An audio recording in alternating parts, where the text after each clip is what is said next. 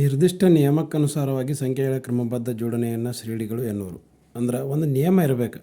ಇಲ್ಲಿ ನೋಡ್ರಿ 2, 4, 6, 8, 10 ಸಮ ಸಂಖ್ಯೆಗಳದಾವೆ. ಇಲ್ಲಿ ನೋಡ್ರಿ 1, 4, 9, 16, 25 ಏನಾದ್ರಿ ವರ್ಗ ಸಂಖ್ಯೆಗಳದಾವೆ. ಇವಕ್ಕೇನಂತ ಕರಿತೇವೆ? ಶ್ರೇಣಿಗಳು ಅಂತ ಕರಿತೇವೆ.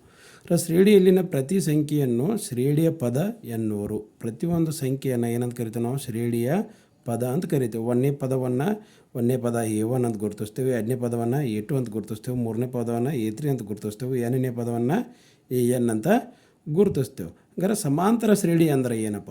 ಶ್ರೇಣಿಯಲ್ಲಿನ ಯಾವುದೇ ಎರಡು ಅನುಕ್ರಮ ಪದಗಳ ನಡುವಿನ ವ್ಯತ್ಯಾಸವು ಸ್ಥಿರವಾಗಿದ್ದರೆ ಅದನ್ನು ಸಮಾಂತರ ಶ್ರೇಣಿ ಎನ್ನುವರು. ಹಂಗಾರೆ ಯಾವುದೇ ಎರಡು ಪದಗಳನ್ನು ನೀವು ತೊಗೊಂಡ್ರಂದ್ರೆ ಆ ಪದಗಳ ನಡುವಿನ ಅಂತರ ಏನಾಗಿರ್ಬೇಕು?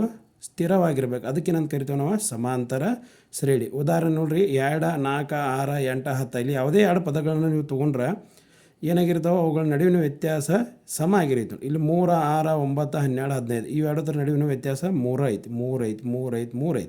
ಇಲ್ಲಿ ನೋಡ್ರಿ 4, 8, 12, 16, 20 ಇವೆರಡರ ಪದಗಳ ನಡುವಿನ ವ್ಯತ್ಯಾಸ ಏನೈತಿ? 4 ಐತಿ. ಹೌದಲ್ಲ? ಅಂದರೆ ಇದನ್ನು ಏನಂತ ಕರಿತೇವೆ ನಾವು? ಸ್ಥಿರವಾಗಿದ್ದರೆ ಇಂಥ ಶ್ರೇಣಿಯನ್ನು ಏನಂತ ಕರಿತೇವೆ? ಸಮಾಂತರ ಶ್ರೇಣಿ ಅಂತ ಕರಿತೇವೆ. ಇನ್ನು ಈ ಸ್ಥಿರವಾದನ್ನು ಸಾಮಾನ್ಯ ವ್ಯತ್ಯಾಸ ಅಂತ ಕರಿತೇವೆ. ಸಮಾಂತರ ಶ್ರೇಣಿಯಲ್ಲಿನ ಅನುಕ್ರಮ ಪದಗಳ ನಡುವಿನ ವ್ಯತ್ಯಾಸವು ಸಾಮಾನ್ಯ ವ್ಯತ್ಯಾಸ ಎನ್ನುವರು. ಇದನ್ನು D ಎಂಬ ಅಕ್ಷರದಿಂದ ಏನು ಮಾಡುವರು? ಸೂಚಿಸುವರು.